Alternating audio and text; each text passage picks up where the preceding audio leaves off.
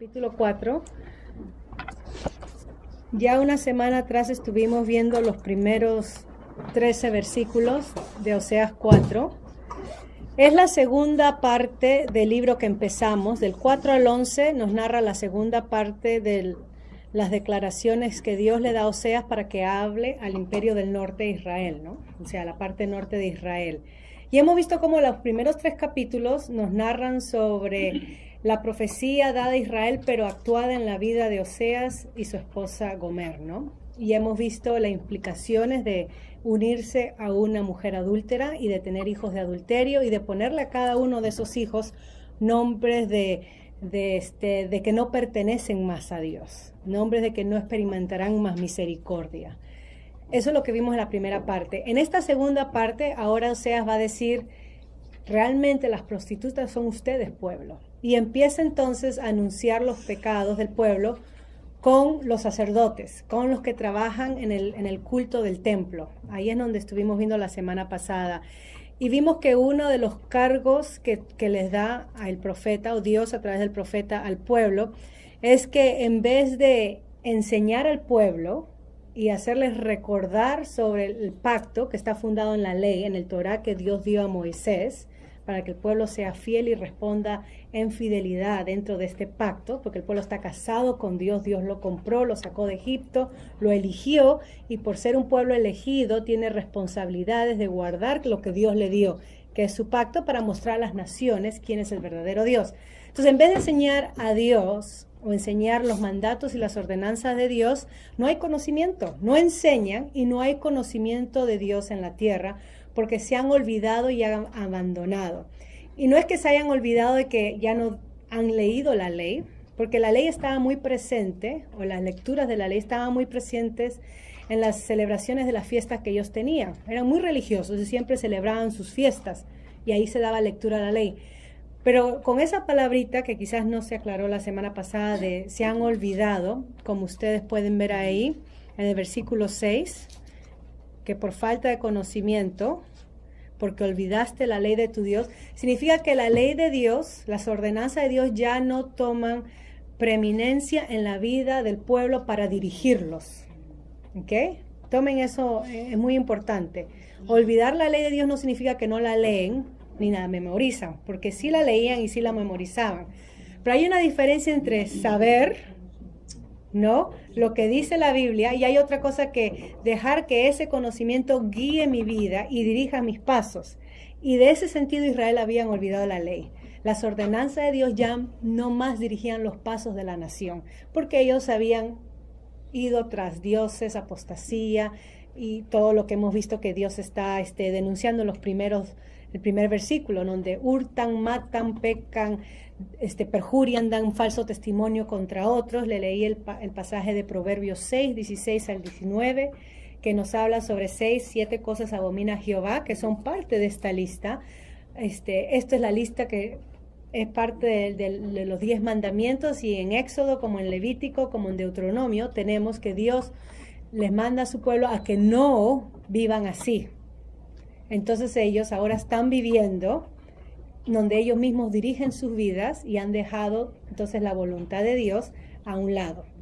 Estuvimos comentando un poco, aplicando, que eso puede ser muy común entre nosotros como pueblo de Dios, que podemos crecer en la iglesia, podemos nacer en el evangelio, en el sentido que nuestros padres son creyentes, venir de generaciones de creyentes, pero si yo no dejo que la palabra de Dios haga un impacto en mi ser, que me renueve, si yo no hago a Dios Señor de mi vida, no lo reconozco como mi Salvador, el que dirige mis caminos, entonces de nada me vale venir a la iglesia, aprenderme todos los textos de memoria, las historias, etcétera, porque voy a ser como Israel, va a ser conocimiento mental. Y quizás nosotros conozcamos, o nuestros propios hijos pasen por esas etapas, ¿no?, de duda y de cuestionamiento, a pesar de que ellos les digan, pero yo crecí en la iglesia, yo conozco las historias de la Biblia, mamá, ¿qué más necesito? Y lo que ellos necesitan, según la palabra de Dios, es, acá lo dice, no olvidarse de Jehová, que es permitir que la palabra de Dios dirija sus vidas y no dejarla a un lado y por más palabra que ellos tengan, ellos mismos dirigen su vida. Que esa es la diferencia.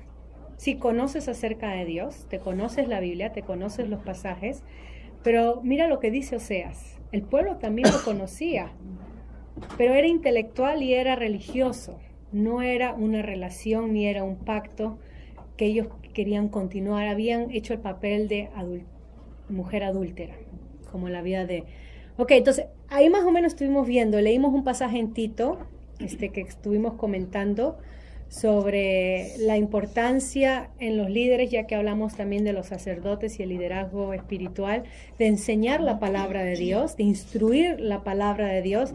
Uno de los cargos que Dios hace, según lo que hemos estudiado la semana pasada, de los sacerdotes, versículo 8, versículo 9, es que ellos codiciaban los sacrificios.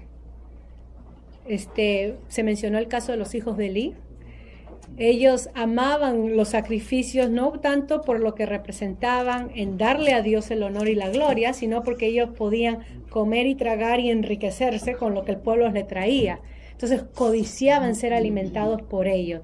Pablo usa una imagen muy similar cuando se leyó más atrás Romanos capítulo 16, donde dice de aquellos que causan divisiones porque se llevan por el apetito del estómago, ¿no? Que no aman la obra, sino que ellos se aman a sí mismos y son dirigidos por sus deseos carnales. Es por eso que hacen lo que hacen.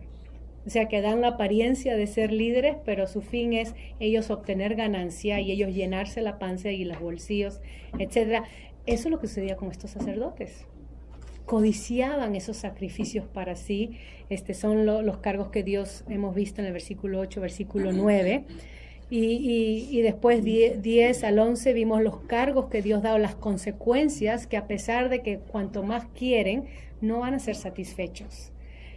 Vimos el refrán de tal sacerdote, tal pueblo, ¿no? No sé si lo comenté, es un refrán que está ahí en el versículo, a ver si lo encuentro. Versículo 9, sí, y será el pueblo como el sacerdote.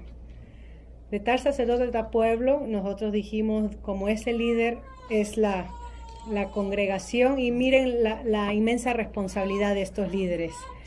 Entonces vamos a continuar, eso es lo que vimos la semana pasada a medio de resumen. Vamos a seguir con los versículos 13 en adelante, y de ahí vamos a leer un pasaje en Hebreos, si me permite, si llegamos a tiempo, Hebreos, y vamos a leer un pasaje en Pedro, según de Pedro, antes del texto que el pastor predicó la semana pasada también.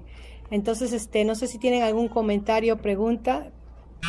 Oseas capítulo 4, versículo 13. Entonces, vamos a ver estos versículos 13, 14 y hasta 13 y 14, antes de llegar al 15. Miren lo que dice. Porque ellos ofrecen sacrificios, queman inciensos, ¿okay? Y todo esto era parte del culto a Dios. ¿Okay? Oseas 4:13. Y habla sobre arriba de los montes. Ven ahí versículo 13. Sobre las cimas de los montes sacrifican incienso en los collados. Y uno dice, este es un pueblo religioso. Pero lo que tenemos que entender es que habían mezclado el culto a Dios con el culto a Baal. Había un sincretismo ahí, una mezcla. Habían casado, si se puede decir unido, el culto a Dios con el culto a Baal. Nosotros diríamos vivir principios cristianos con principios de la cultura. Hay que ponernos de moda, ¿no? Entonces hay que acomodar las prácticas cristianas a la tolerancia que la cultura está predicando. Eso es lo que ellos estaban haciendo. La cultura de Canaán lo popular era el culto a Baal, a la fertilidad. Eso estaba de moda. Entonces el pueblo no podía quedarse atrás. Ellos querían ser como las demás naciones.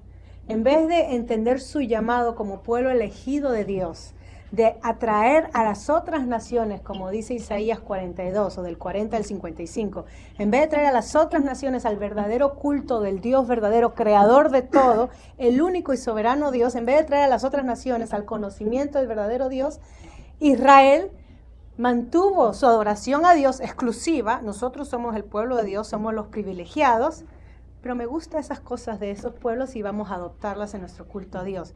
O sea que el privilegio que Dios le dio de ser pueblo escogido, ellos lo tomaron como algo en que orgullecerse, en vez de verlo como una misión para traer a otros al conocimiento. Y podemos caer en lo mismo.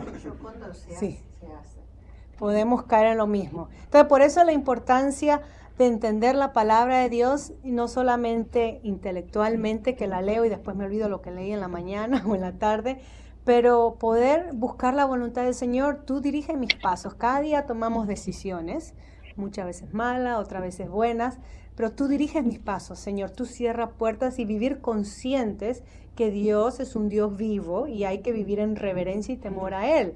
Y no solamente cuando estamos en la iglesia, cuando leemos la Biblia, pero en todo aspecto de nuestra vida, Dios es soberano, está presente. Entonces Israel apartaba a Dios como algo exclusivo, algo que ellos habían ganado, su posesión era Dios, cuando no entendían que Dios había dicho, ustedes son mi posesión de todos los pueblos, porque ese privilegio que tenía Israel era con propósito misionero. Pero ellos se creyeron exclusivos y crecieron en su arrogancia, y ahí es donde cayeron en abandonar a Dios. Cuanto más pensaban ellos que estaban anclados en Dios, que seguían al verdadero Dios, más lejos habían caído en abandonar a Dios. Entonces, eso es lo que... Y entonces, versículo 12, Dios nos dice, no solamente las prácticas, versículo 13, las prácticas en los montes y todo eso, y le digo que tiene que ver con las prácticas paganas, porque el 12 lo dice, que tienen ídolos de madera. Entonces, celebraban sus fiestas sagradas a Dios y adoptaban las prácticas de la cultura de los paganos cananeos, ¿ok? Entonces menciona el collado, cima, todo, y al final dice del 13, por tanto vuestras hijas fornicarán y adulterarán vuestras nueras. Y ahí es donde se practicaba el culto a la fertilidad, que tenía que ver con prostitución en el templo. Y estas hijas, lo más seguro, eran parte de la familia del sacerdote, que eran estimuladas, llamadas a que sirvan como prostitutas en el templo, porque esa era la práctica cananea, no de Dios de Israel, de la práctica cananea. Entonces habían adoptado y así combinado. Antes de ir al hermano, el 14, y de ahí voy a su pregunta. Miren lo que dice el 14 entonces, porque es muy interesante, porque Dios habla algo sobre la culpabilidad ahí. ¿Okay? Tanto los hombres como las mujeres son condenados por su promiscuidad en estas rituales de fertilidad pagana. Eso lo podemos ver en Deuteronomio 23, del 17 al 18. Pero acá dice algo muy interesante sobre estas mujeres que estaban envueltas. Eran las novias y otras mujeres locales, ¿no? Pero habla sobre prostitutas del culto. ¿Y qué nos dice ese versículo 14? Ok. Específicamente en este contexto, en este pasaje, porque tanto hombre y mujer son responsables delante de Dios, Dios está diciendo que no va a tomarles ese pecado de promiscuidad contra las mujeres directamente, que están cayendo. ¿Por qué? Porque el contexto que hemos visto del los versículos antes, del 1 al 6, ¿a quién están dando la responsabilidad suprema de todo esto? A los líderes.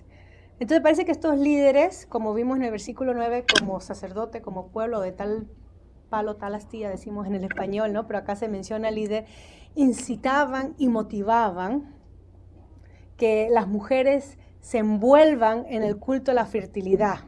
Y se envolvían, y claro, tienen voluntad propia, pero Dios dice que no les tomará a ellas, pero ¿a quién? A ellos, por llevarlas, como un pastor a sus ovejas, llevarlos a pecar.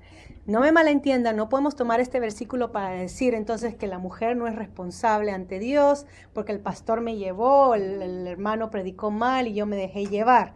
Porque Deuteronomio 23, del 17 al 18, versículos, para que ustedes lo lean, habla que tanto hombre y mujer son responsables delante de Dios.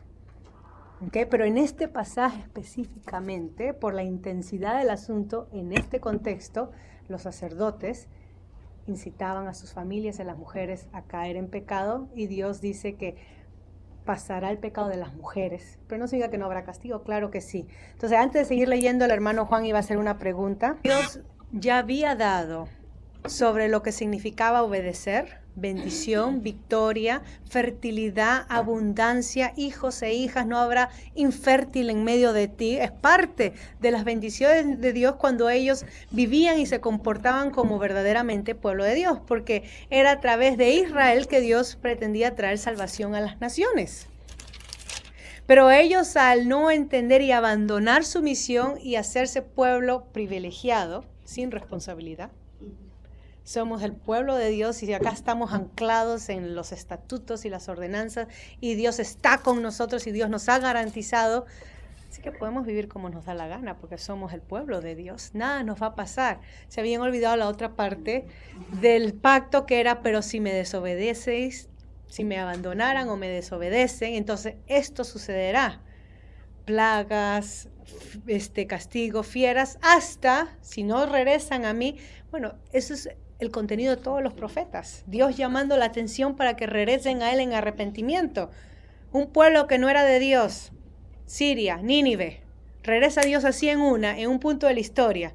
Y el pueblo de Israel teniendo profetas hasta profetas, años tras años, cientos de años pasan, no regresa a Dios ya de una sola vez.